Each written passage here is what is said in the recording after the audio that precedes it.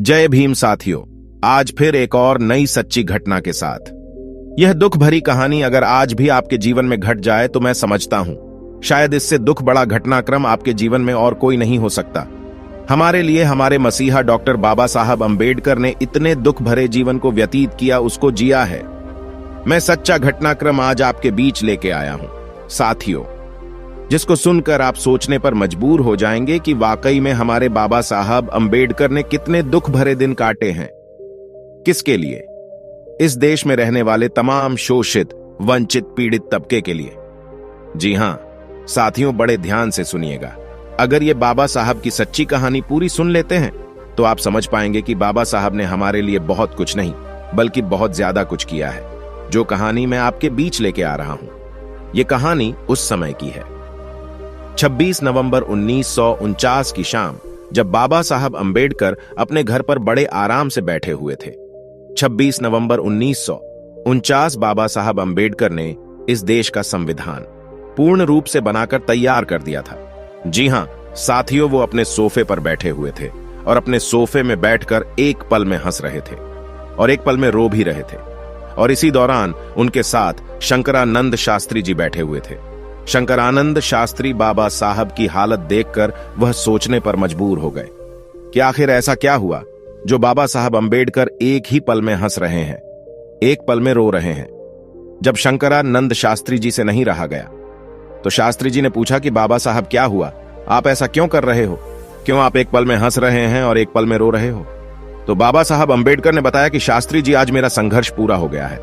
शास्त्री जी ने कहा, बाबा साहब मैं समझा नहीं, आप क्या कह रहे हैं? तो बाबा साहब ने कहा, अपने देश के पिछड़े दलित लोगों को न्याय और हक दिलाने में मैं कामयाब हो गया हूं। इसके लिए मैंने देश में समान न्याय व्यवस्था लागू कर दी है। अब मैं निश्चिंत हो गया हूं। आज मेरा यह सपना पूरा हो गया है।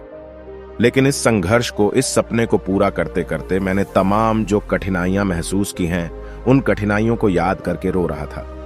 एक समय वो था शास्त्री जी कि मेरा छोटा बेटा गंगाधर, बड़े ध्यान से सुनिएगा साथियों, मैं आपको क्या बताना चाहता हूं।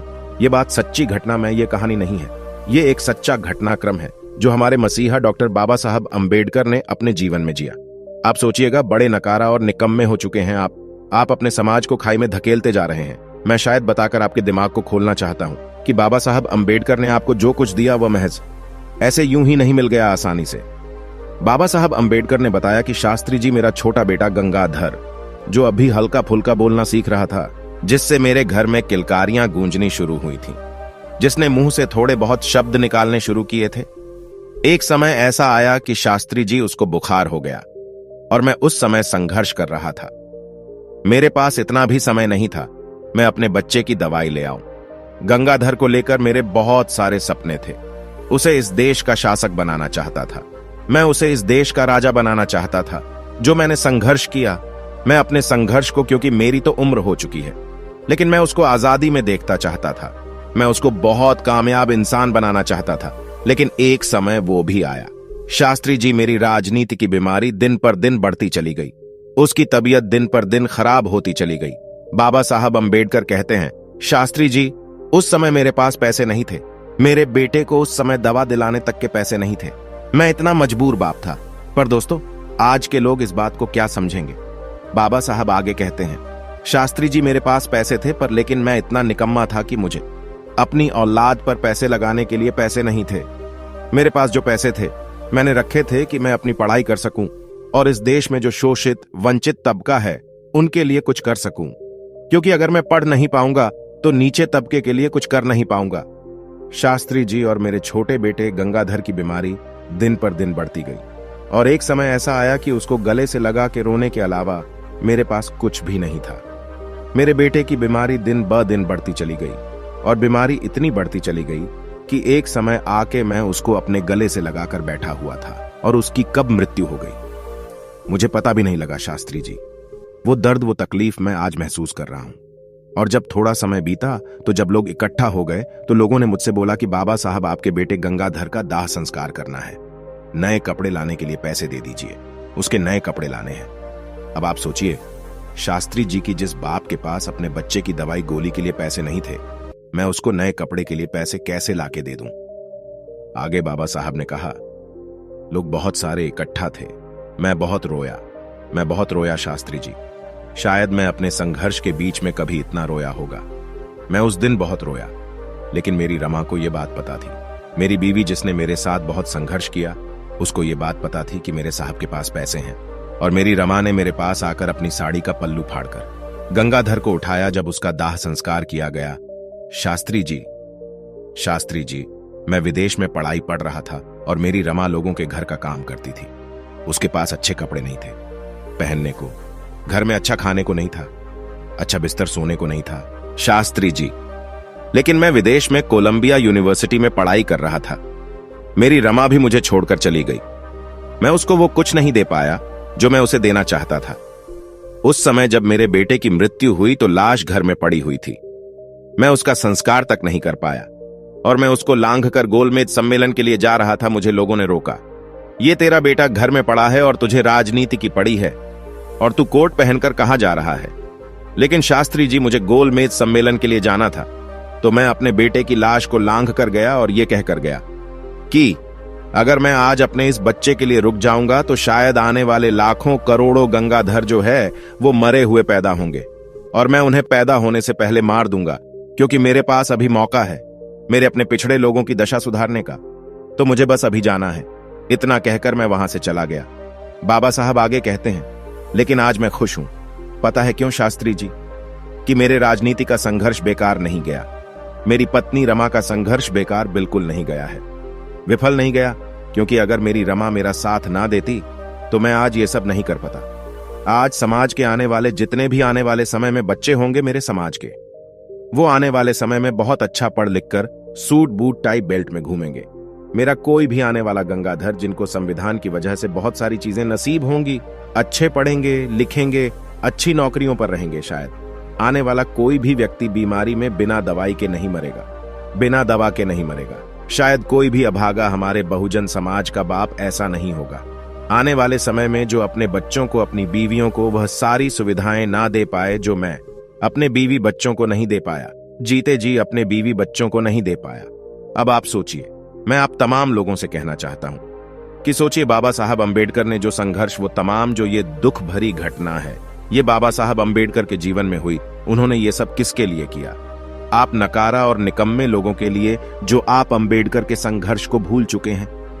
बार बार ये बताने की जरूरत क्यों पड़ती है कि बाबा साहब अंबेडकर ने आप लोगों के लिए कितना संघर्ष किया? यहां उन्होंने क्या क्या कुर्बानी दी, आप लोग जानकर भी इतने नकारा और निकम्मे हो चुके हैं कि आपको उनके संघर्ष नहीं दिखाई दे रहा। बाबा साहब अंबेडकर ने कहा कि मुझे पढ़े लिखे लोगों ने धोखा दिया है, और आज भी मैं उन हरामखोर लोगों से कहना चाहता हूं जो पढ़ लिखकर बहुत अच्छी नौकरियों पर लग गए, लेकिन वो अंबेडकर का गुणगान नहीं करते हैं। वो तमाम लोगों से अंबेडकर की विचारधारा को नहीं बचा पाते।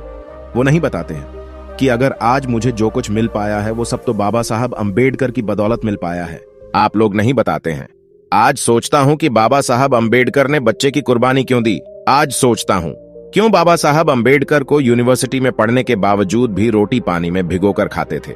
मैं सोचता हूं कि किसके लिए? नकारा हरामखोर लोगों के लिए, जो आज अंबेडकर के संघर्ष को भूलकर अपने टीवी और बीवी में मस्त हैं, उनके संघर्ष को भूल चुके हैं। क्या उन लोगों के लिए बाबा साहब अंबेडकर ने संघर्ष किया? उन लोगों के लिए माता रमा ने अपने बच्चे के लिए अपनी साड़ी का पल्लू फाड़कर कफन बनाया था। इन घटिया लोगों के लिए जो आज बाबा साहब अंबेडकर को भूल गए हैं, जो लोग आज समाज के ऊपर हो रहे शोषण को देखकर अपने घरों में मस्त रहते हैं, कहते हैं कि हमारे तक तो शोषण नहीं हो रहा है, हम तो मस्त है। तो भाई, बाबा साहब अंबेडकर को भी कोई फर्क नहीं पड़ता। 32 डिग्री थी, विदेश में कोलंबिया यूनिवर्सिटी में पढ़ रहे थे। वो चाहते तो अच्छी नौकरी बाहर विदेश में करते, पर नहीं, उन्हें अपने देश के पिछड़े लोगों की दशा को सुधारना था। अपने बच्चों को वहां रखते जैसे आज आप सिर्फ अपने बच्चों के लिए सोचते हैं। बाबा साहब अंबेडकर का बच्चा घर में मरा हुआ पड़ा था। उनके पास पैसे थे, वो तो इलाज करवा सकते थे। अगर आपके बच्चे के पेट में दर्द भी हो जाए तो आप बड़े बड़े हॉस्पिटलों में लेकर भागते हैं। एक दर्द आप अपने बच्चे का महसूस नहीं करते। और बाबा साहब अंबेडकर ने हमारे लिए अपनी 4 संतानों की कुर्बानी दी है। मैं निवेदन करता हूं, यह समय है आप सबकी हिस्सेदारी और भागीदारी की जरूरत है। भागिए मत। बाबा साहब के संघर्ष को, उनके परिश्रम को घर घर तक पहुंचाएं। उम्मीद करता हूं कि मेरे द्वारा दी गई है जानकारी आप बहुत लोगों तक पहुंचाएंगे, और जो बाबा साहब अंबेडकर ने जो संघर्ष आप तमाम लोगों के लिए किया है वो सब लोगों तक पहुंचाएंगे। आज मेरे पास जो कुछ भी है और आज बहुजन समाज के पास जो कुछ भी है वो प्रॉपर्टी आपकी नहीं है। आपके घर में अगर 4 की 10 गाड़ियां हैं तो वो भी आपकी नहीं है। आपकी बीवी अगर अच्छे कपड़े पहन रही है तो ये आपके पैसे की भी देन नहीं है। आपकी कमाई की वो दे, वो प्रॉपर्टी, वो सारी चीजें हैं, वो सुख सुविधा है, वो सब अंबेडकर की देन है, आपकी देन नहीं है। मैं हरामखोर उन लोगों को बोल रहा हूं जो बाबा साहब अंबेडकर के वजह से, उनके आरक्षण की वजह से सब कुछ लेकर बैठे हैं, लेकिन उनके गुणगान करने में हरामखोरों को दिक्कत होती है। निवेदन और रिक्वेस्ट है, बाबा साहब अंबेडकर को मत भूलिए, आपके लिए बहुत संघर्ष किया है। जय भीम, जय भारत, जय। दोस्तों, आज की वीडियो में बस इतना ही। इस चैनल पर मैं सिर्फ बाबा साहब के जीवन से जुड़ी छोटी बड़ी सभी जानकारी लेकर आता रहता हूं। यदि आप बाबा साहब को पसंद करते हो और इनके बारे में और अधिक जानना चाहते हो तो हमारे अंबेडकर साहिब जी यूट्यूब चैनल को सब्सक्राइब कर ले। वीडियो को पूरा देखने के लिए धन्यवाद। आपका दिन शुभ हो।